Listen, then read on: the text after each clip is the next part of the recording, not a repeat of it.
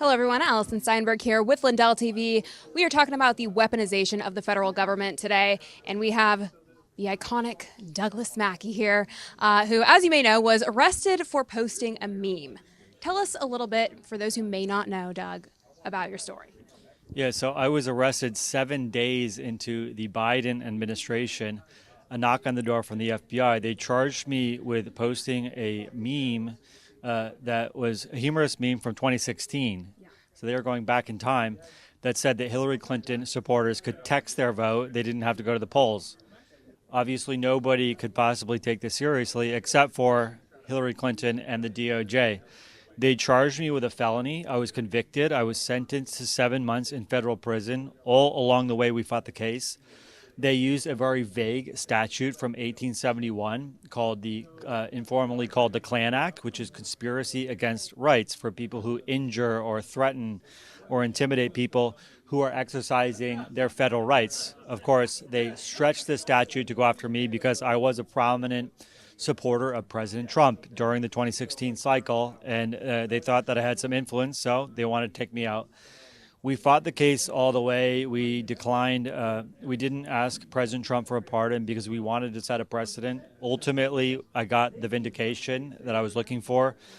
The appeals court ruled that no rational jury could have found me guilty.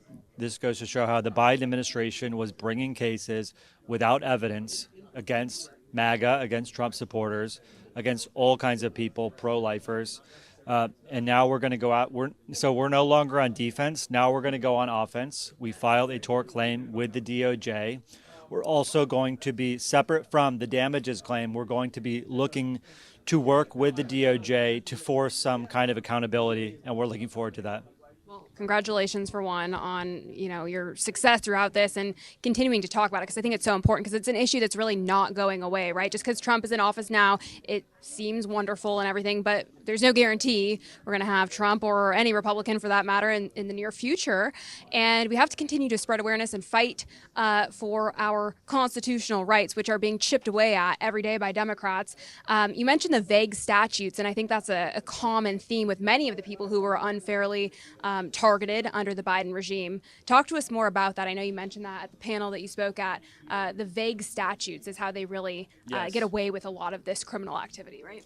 Exactly. So to what you were saying, they were planning this prosecution throughout the first Trump administration, the deep state, career bureaucrats. So who's to say they're not doing the same thing now? And they were coming up with white papers and some of these NGOs, whatever, saying we can use these vague statutes against conservatives. They said, we have a First Amendment right to free speech.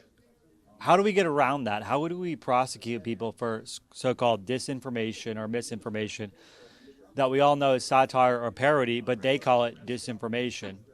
So my statute is not the only one that was abused, and I'm not the only one who is that statute was used against. This is 1871, the Klan Act, conspiracy against rights. And they said that sending a meme, publishing a meme, is a conspiracy to try to deprive people out of the right to vote, even if nobody could have possibly believed it. Because it's conspiracy, they don't need a victim. So they didn't find a victim. They tried. We know that because of discovery. And what did they do after they charged me with a crime? They charged about 24 pro-lifers with the same crime for protesting outside of an abortion clinic. And so that's a conspiracy against rights somehow. And then they charged President Trump with the same statute in D.C. They used statutes like conspiracy to defraud the U.S. government. That sounds extremely vague. My statute, which was conspiracy against rights, there's a whole litany of other ones. And they abused conspiracy law to bring these cases. So it's very concerning. And they were doing this during the first Trump administration behind the back of the DOJ. So who's to say they're not doing it now? So we need to fight to bring this to light so that people can be fired, so that reforms can be made inside the DOJ. With my case, as soon as I was convicted, they already started putting this in sort of like their handbook, their manual. This is how we build a conspiracy case against election disinformation. So we need to focus on those reforms, and I would love to say Congress needs to act, which is easier said than done. Yeah, that's absolutely true. Unfortunately, I wish they were a little bit more reliable, but we can't really count on them for much. So, with that, I know you are now involved with the launch of Weaponization Watch, which ultimately is to demand accountability, right, and Exactly. prevent situations like this from happening in the future. Tell us a little bit more about your work with Cynthia and the Weaponization Watch team. Right, we're just launching this, and everybody has heard of the Innocence Project. But the problem is the Innocence Project is for a lot of times very serious violent criminals who some of them are innocent probably, but honestly some of them are probably guilty, but that's neither here nor there. The problem is nobody is advocating for people who were victimized by the Biden administration. No big law firms are coming to their rescue pro bono and representing them. A number of white collar cases that the Biden regime didn't like for political reasons, whether they were crypto, whether they were doctors who were speaking out against the consensus on COVID or vaccines or whatever. A number of these individuals have nobody to advocate for them. And the Trump administration has done something great, which is they sent out a memo saying we're not going to be doing any of these creative, vague prosecutions of white collar people who we're not going to just go after them because we don't like them. We're going to stop doing that. We're going to use the DOJ against real criminals, illegal aliens, insurrectionists like we're seeing with Antifa and whatever, which is great. But they need our help because they can't be on top of every case. They can't know every prosecutor working under them and every FBI agent who maybe has a history of weaponization of using the law in a weaponized fashion. So we're going to try to bring these cases to their attention and advocate for them. So we're really excited to do this. And nobody, like I said, is looking out for MAGA or even some of these white collar people who have gotten railroaded by the Biden system, and their cases aren't over. Some of them still haven't gone to trial. Some of them are on appeal. So we're going to be focusing on that. That's wonderful because, as we know, Trump's DOJ is really like in over their head with the amount of work that they have to do, right? And it would be borderline impossible to dig in deep within all of these government agencies and identify all these bad actors. So you guys are sort of serving as, a force to do just that. And I think that's so important to bring that to their attention so that we can root out the evil and corruption at the deepest levels to prevent something like this from ever happening again, right? I mean, that's how it's got to be done. So with that, how hopeful are you that we will actually see accountability? Because I know that's, on everyone's radar. That's ultimately what we hope to achieve within this Trump presidency. But, right now, there are some critiques that not enough is happening soon enough. So what are your thoughts on that? Well, we're only 1 year in. Let's hope that the administration keeps up the momentum, but let's keep pushing them in a friendly manner because I think they're doing a great job. But like I said, they can't know everything that's going on, and they only have so much staff. A lot of these, what you don't know is how difficult it is to fire bad people. So you're stuck with all these bad people working for you, and you don't have enough staffers, good people working for you. So I am optimistic. I'll give you an example. A man named Dr. Kirk Moore in Utah who was being railroaded for giving out vaccine cards. And he wasn't giving them the shot, but they came after him with the full force of the law. AG Pam Bondi ended that trial midway through the trial, and so I'm really happy that this administration is being proactive, doing things that are outside the realm of what would normally be done as the norms of the DOJ or the norms of the White House pardon process.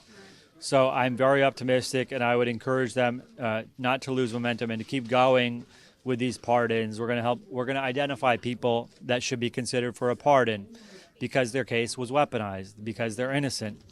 So I am optimistic, but it's going to be a lot of work, and so we have to keep fighting. Yes, it is going to be a lot of work, but fighting is the only option. And if I'm not mistaken with that doctor's case, it was sort of proceeding through, and then it wasn't until I believe a lot of people started speaking up and demanding that Pam Bondi take a look at this that she actually, is that correct? Yes, and let's give the credit where it belongs. A great woman named Marjorie Taylor That's what Greene. I thought. Okay. She wrote a letter to DOJ, and I think that pushed it over the edge. So great job. We're going to we would like to identify cases and bring these cases to Congress members like Marjorie Taylor Greene. So we're very excited about this. So important, and I think it just goes to show the broader, point that it's so incredibly important for us to be vocal, to talk about these things, to not be afraid to share, even though, maybe in the future we could be imprisoned for doing so. I mean, is that something that, are we going to be imprisoned under the next radical liberal regime that takes office for having this interview? I don't know. These are legitimate questions, but we have to talk about it, and we have to stand together united so that we can try to put an end to this insanity. Doug, you talked a bit about the government media complex during your time on the panel, which I thought was really interesting, how they really work hand in hand to push a certain narrative.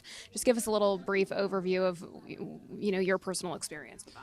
So my experience was that in 2018 I was doxxed by the Huffington Post, and the DOJ, the FBI used this dox to sort of as the basis for their outline for creating a criminal complaint against me.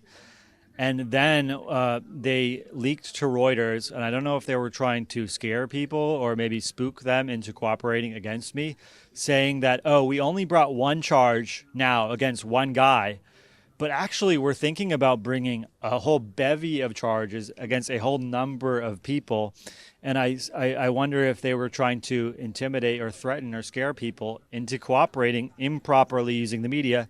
And ultimately, that's what happened. They got a cooperating witness, a confidential, a CW, a cooperating witness to testify against me. And they abused the process. This guy told them basically a story in the beginning that completely corroborated my defense. That, first of all, this was not a serious meme.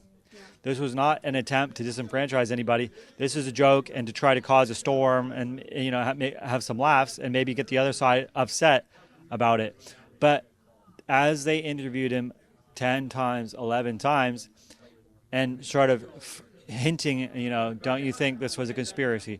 Did you agree? He said yes.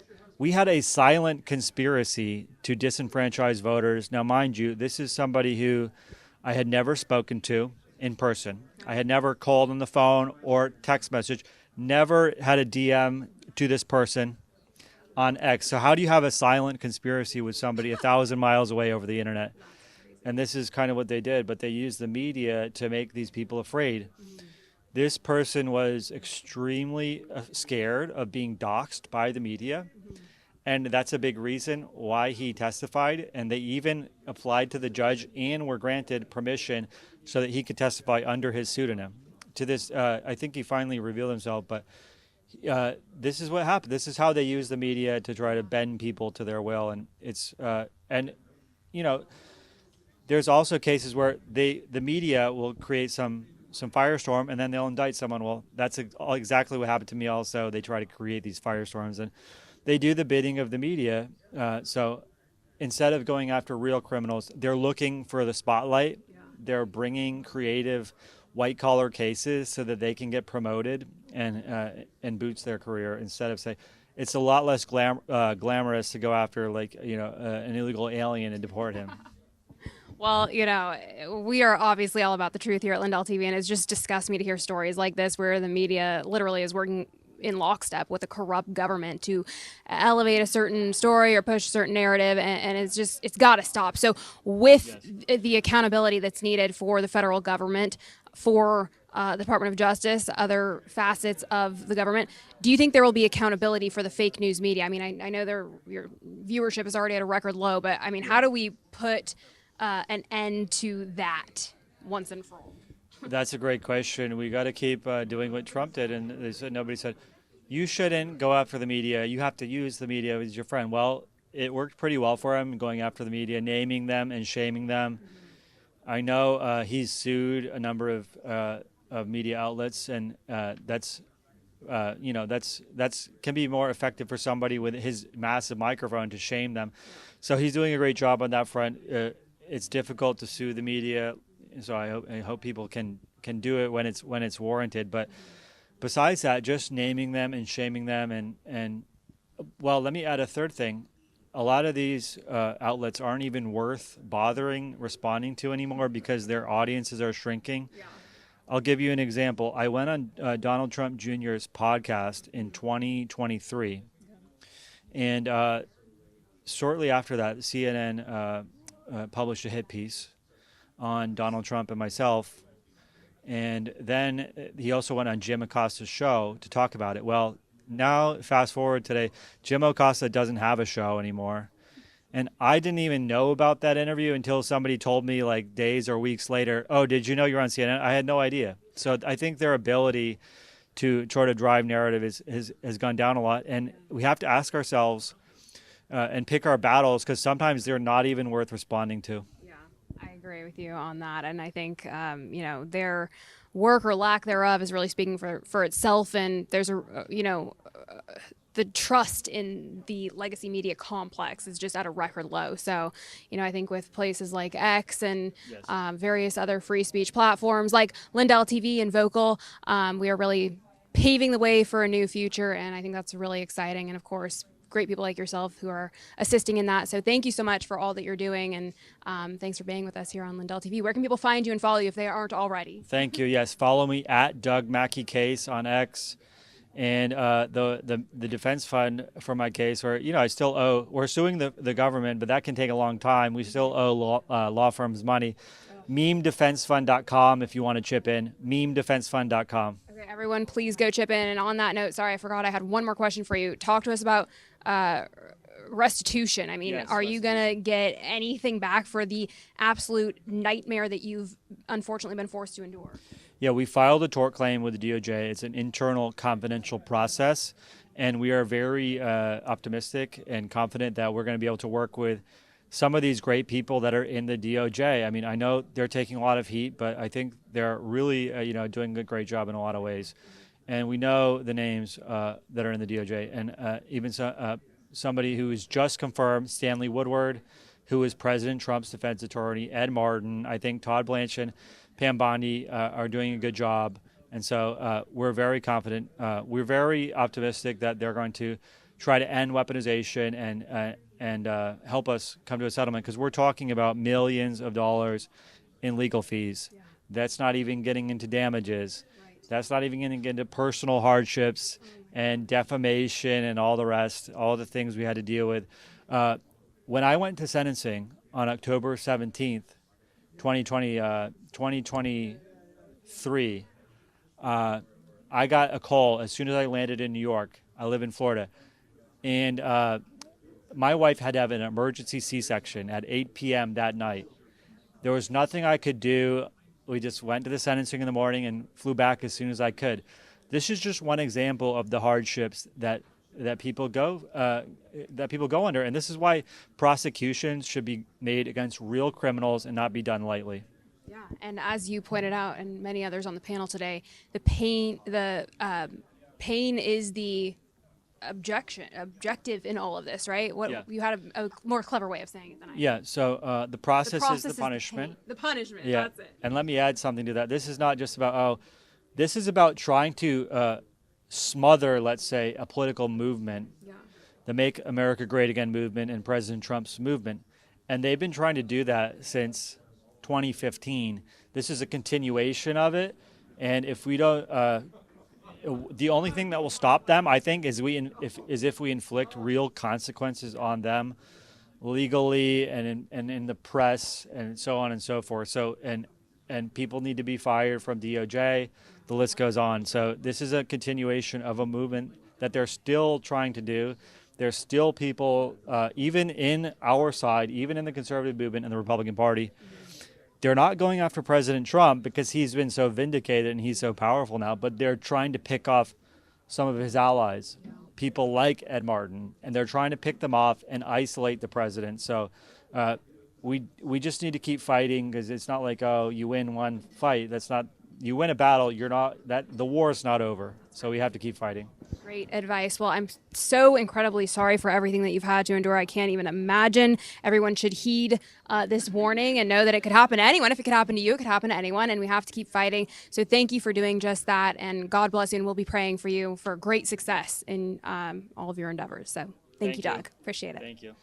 And just after our interview with Doug, we learned heartbreaking news. His adorable 2-year-old son, Roy Mackey, is courageously fighting serious medical challenges. Tragically, Roy suffered a stroke in utero, causing a brain injury that has likely now led to cerebral palsy. He's now undergoing tests for what doctors suspect could be Kabuki syndrome, a rare genetic disorder. Roy relies almost entirely on a feeding tube and is working hard just to roll over. He needs extensive medical interventions, and the Mackey family is turning to us for support to give little Roy the brightest shot at independence. Please join hashtag Team Roy today. Donate to his fundraiser and help the Mackeys get back on their feet while covering the critical treatments ahead. Visit www.supportnow.org/Roy-Mackey to learn more and help today. Thank you so much, and God bless.